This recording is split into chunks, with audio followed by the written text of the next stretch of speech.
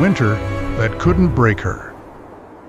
The wind tore across the barren landscape like a living thing with teeth. Endless white consumed everything. The roads, the boundaries between properties, any trace of warmth or mercy. Far beyond where most people dared to venture, a dilapidated barn tilted against the brutal weather, its boards weathered and splitting, abandoned by anyone with sense enough to seek shelter elsewhere. Beneath the deteriorating roof and piles of frozen straw, a figure huddled in on herself, so gaunt and fragile she seemed more ghost than flesh. This was Valora Finch, and she was dying by inches. Her mouth was a mess of broken skin and dried blood. Her fingers trembled uncontrollably, as if her body had forgotten how to be still. Inside her gut, a vicious pain clawed and twisted, stealing the air from her lungs with every spasm. She couldn't remember her last meal. 3 days ago? 4? Hunger had erased her ability to track time, reducing everything to the simple mathematics of survival. Every inhalation took more effort than the one before.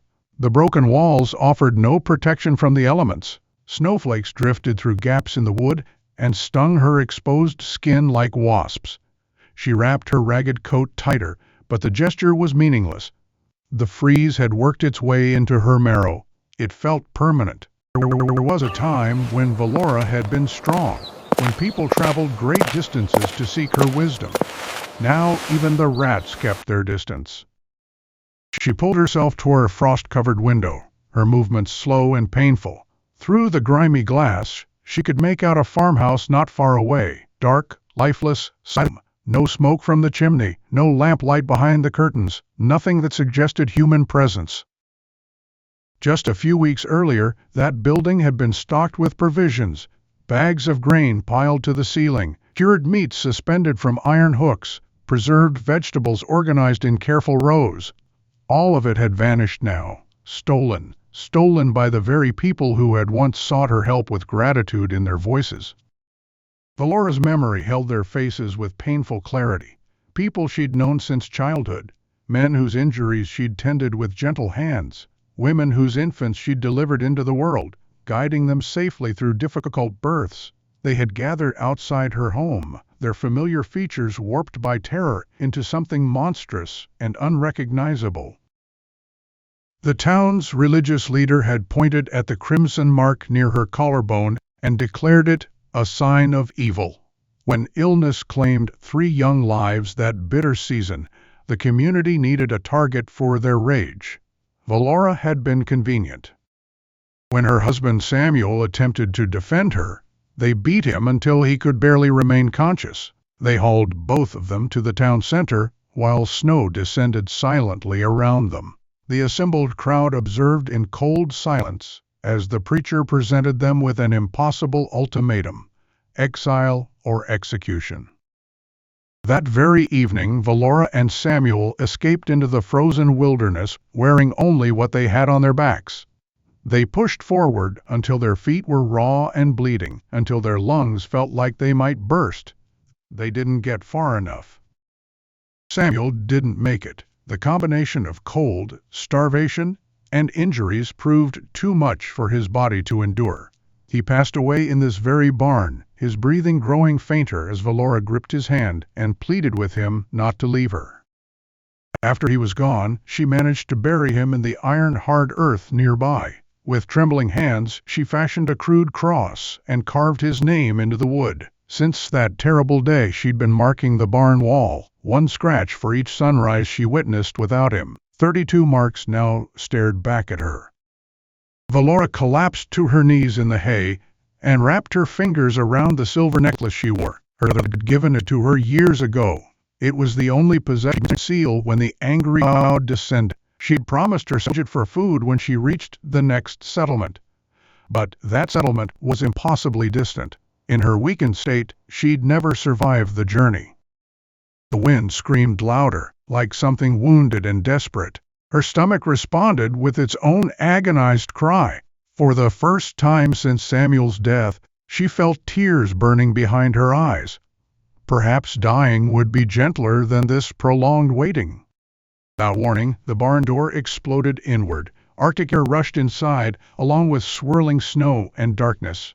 Valora scrambled backward, her pulse hammering so violently she thought her ribs might crack. An enormous silhouette filled the entrance. She thought the mob had returned to finish their work. But this was a stranger. He stood massive and solid, an axe resting across one shoulder. Snow clung to his heavy coat like white fur. His presence seemed to fill every corner of the barn. "Who's in here?" The voice was deep and commanding, like the sound of timber splitting. "This is private property." Valora pressed herself against the wall, her throat constricted with fear. She barely had enough strength to form words. "Please," she managed in a whisper, "I have nowhere to go." The stranger entered and pulled the door shut against the storm. As her vision adjusted, she could see him more clearly. A thick beard covered much of his face, and his arms looked like they'd been shaped by decades of demanding physical work. His gaze swept the barn before settling on her emaciated form. "You're from Belwick," he stated. The name hit her like a physical blow.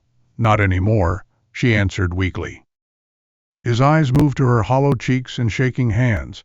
Something in his expression shifted. He set down the axe carefully and reached inside his coat, withdrawing a small bundle wrapped in cloth. When he opened it, the aroma nearly overwhelmed her. "Bread. Fresh bread and cheese." "When did you last eat?" he asked. She couldn't remember. "It doesn't matter," she said. "It matters to me," he replied. "Eat this." Her hands shook as she accepted the food, forcing herself not to tear into it like a starved animal. Each bite brought pain and pleasure in equal measure. "Why would you help me?" she asked between mouthfuls. "I'm not asking for anything in return," he said. "Just eat." Tears streamed down her face as she finished the bread.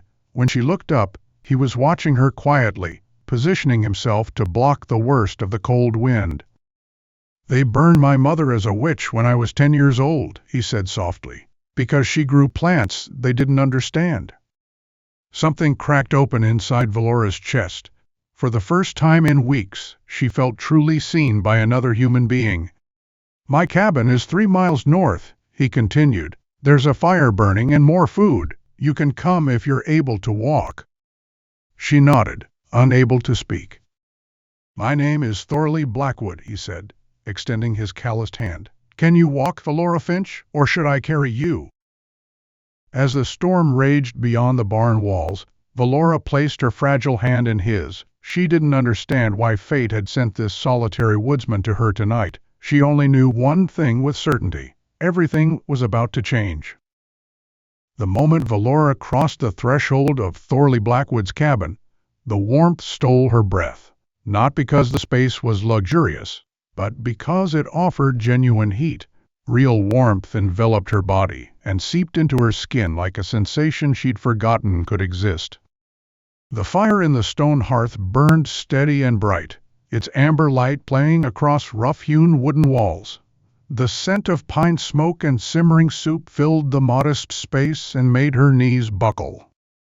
"Sit," Thorley instructed, gesturing toward a chair positioned near the flames. Valora lowered herself slowly, her legs trembling as circulation returned in sharp, painful waves. The heat stung her frozen skin, but she welcomed it. Only now did she fully comprehend how close she'd come to death. Life was gradually seeping back into her body, and though it hurt, it was a welcome kind of pain. Thorley moved around the cabin with quiet efficiency. He ladled steaming broth into a wooden bowl and placed it before her along with another piece of bread. "Slowly," he cautioned. "Your stomach won't handle it if you rush."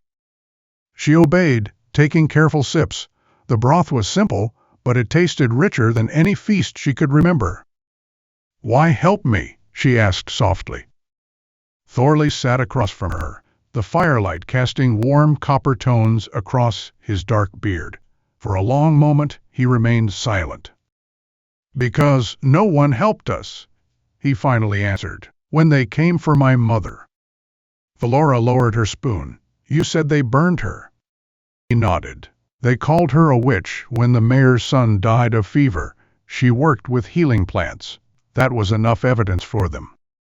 And your father? Valora asked. Thorley's jaw tightened. He couldn't bear it. Took his own life months later. I was sent away. Grew up working in the timber camps.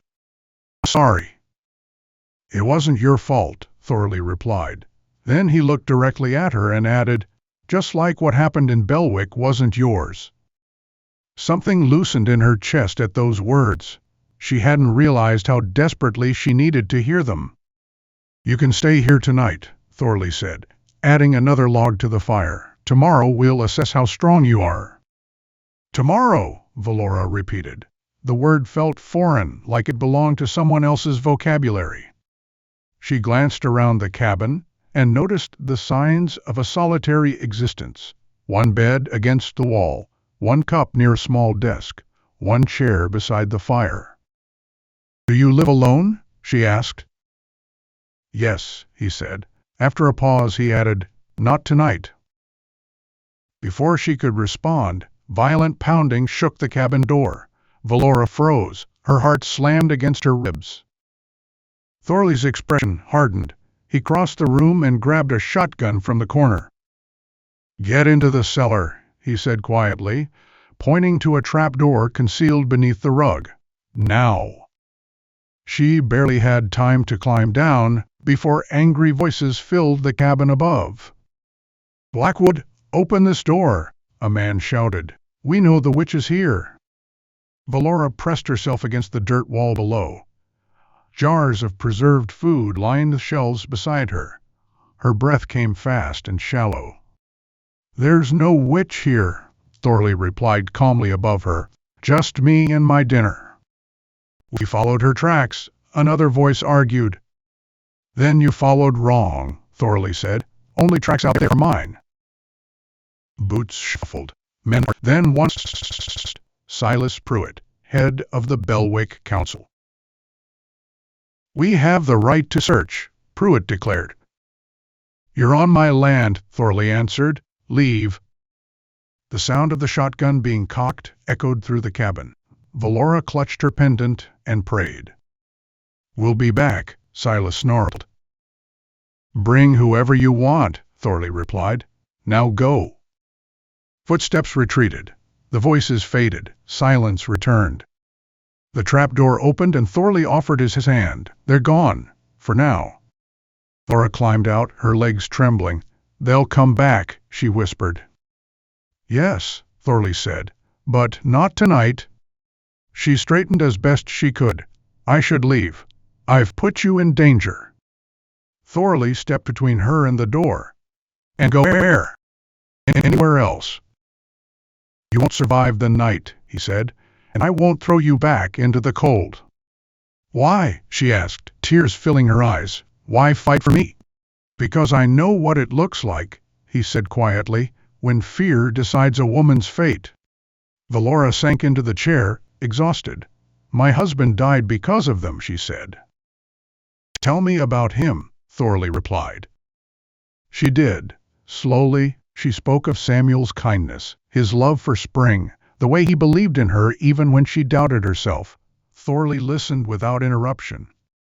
Honor that belief, he said when she finished, by living. As dawn approached the cabin windows, Thorley packed supplies. We leave at first light, he said. I know places they won't search. We? Valora asked. You won't make it alone. She slept deeply for the first time in weeks. They traveled north through dense forest, far from roads and settlements. Thorley moved with quiet confidence, reading the landscape like a familiar text. When they stopped to rest, he caught rabbits with practiced skill and shared the meat with her. Where are we going? Valora finally asked. To my mother's people, Thorley replied. My grandmother still lives. Will they accept me? She asked. Thorley met her eyes. If my grandmother does, they all will. That night, as the forest fell silent, figures emerged from the darkness. Men with weapons stepped forward, watching carefully. Thorley spoke to them in a language Valora didn't understand. After a tense exchange, the men lowered their weapons. "They'll take us to camp," Thorley said. "The elders will decide." The camp lay hidden in a sheltered valley, protected from the harshest winds. Fires glowed inside bark-covered lodges. The air smelled of smoke, pine, and cooked meat. Valora felt many eyes on her, but they weren't filled with hatred.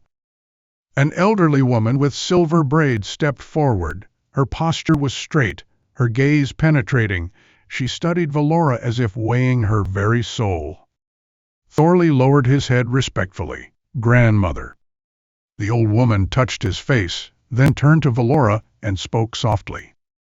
Thorley listened, then translated. "She asks what burden you carry." Valora swallowed. "Tell her I was called a witch because I tried to heal. Tell her I lost my home, my husband, and nearly my life because of fear." The woman listened, then she laughed, not cruelly, but warmly. She spoke again. Thorley smiled. "She says only foolish people fear healers. You may stay." That night, Valora slept in warmth among strangers who didn't hate her. For the first time since Samuel's death, her dreams weren't filled with snow and hunger. But peace didn't last. 2 days later, Thorley returned from hunting with a grim expression. "Men from Belwick are gathering," he said. "They blame you for sickness in their livestock." Valora's hands tightened around her medicine pouch. "The water," she said. "It was poisoned before I recognized the signs." "They're coming here," Thorley said, "with ropes." Fear rose in her chest, but it didn't control her. "Then I need to face them," she said. Thorley stared at her. "They won't listen." "They will if children are at risk," she replied, "and I can prove it." As torches appeared at the edge of the forest, Valora stood taller than she ever had before. Winter had tried to kill her. Fear had tried to erase her, but she wasn't finished yet. Rain began to fall as the mob reached the forest's edge. Torches hissed and sputtered as water soaked the burning cloth, but the men pressed forward anyway. Anger drove them harder than any storm could. Ropes hung from their shoulders. Fear lived in their eyes. Thorley stood firm at the front of the clearing, his shotgun lowered but ready. The people of the camp gathered behind him, silent and watchful. Valora stepped forward beside him, her shoulders straight, her hands steady. "I will speak," she announced loudly. Shouts answered her. Accusations flew like projectiles. Pruitt pushed his way to the front, his face crimson with rage. "You've cursed our town," he shouted. "Our cattle are dying. Our children are sick again." "No," Valora said calmly, her voice carrying despite the rain. "Your water has been poisoned." Laughter erupted among the men, sharp and mocking. "Do you expect us to believe that?" Silas sneered. "Yes," Valora replied, "because it's the truth. The mining camp upstream has been dumping waste into the creek. Mercury. It sickens animals first, then people." The crowd shifted. Murmurs spread. Doubt crept into a few faces. "It killed your children last winter," Valora continued. "Not me." The town pastor stepped forward slowly. "If this is true," he said, "how do we know?" "Test the water," Valora answered. "Stop drinking from the creek. Use the East Spring. You'll see the sickness fade." A man near the back spoke up, his voice uncertain. "The symptoms fit." Silas lunged forward in fury. "She lies." Before he could reach her, a half-starved dog burst from the camp, the same dog Valora had once healed months ago. It leaped forward and bit Silas's leg, sending him crashing into the mud. Chaos erupted. Men shouted. Torches fell. Fear turned inward. "Enough," the pastor shouted. "We will test the water." At dawn, sick children lay inside Thorley's cabin. The same place meant to hide Valora now became a place of healing. She worked without rest, brewing teas, mixing poultices, cooling fevers, and whispering calm words to frightened parents who only hours earlier had wanted her dead. Thorley stayed by her side, lifting children, fetching clean water, and standing guard through the long night. Days later, riders returned from the city with proof. The mining company had poisoned the creek. Silas Pruitt had taken bribes to stay silent. Shame fell heavy over Belwick. Valora was cleared of every charge. Her name was spoken with regret instead of hate. "You saved us," the pastor said quietly. "I did what a healer does," Valora replied. They offered her a house, a position, a chance to return. Valora looked at Thorley, at the forest, at the life she had rebuilt from ashes. "No," she said gently, "but I will help anyone who comes." And she did. Seasons passed. A healing house rose beside Thorley's cabin, built by his hands and filled with her knowledge. People came from many towns. Some whispered, most thanked her. All left healed or comforted. One spring evening, as the sun dipped low, Thorley took Valora's hands. "When I found you," he said, "you were dying." She smiled softly. "I lived because you stood between me and the cold." He shook his head. "You lived because you chose to." They married beneath the open sky, surrounded by people who once feared her and now trusted her. Valora Finch became Valora Blackwood, not by losing herself, but by finding where she truly belonged. They had abandoned her to starve during winter, but she survived, and she became something stronger than fear.